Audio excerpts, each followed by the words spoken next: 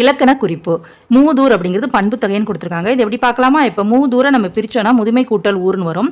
இப்போ இது நிலைமொழியில் சொல்லுவோம், இது வருமொழி சொல்லுவோம். இப்போ நிலைமொழியில் கடைசியில் மை இது வந்து விகுதி சொல்லுவோம் இல்லையா? அப்போ இந்த மை விகுதி மறைந்து வந்தால் அதான் நமக்கு பண்பு தொகை. மை வருதா முதுமை அப்படிங்கிறது இங்கே மூதூரா வந்திருக்கு. அப்போ இது என்னது? பண்பு தொகை. மறைந்து வருவது தொகை.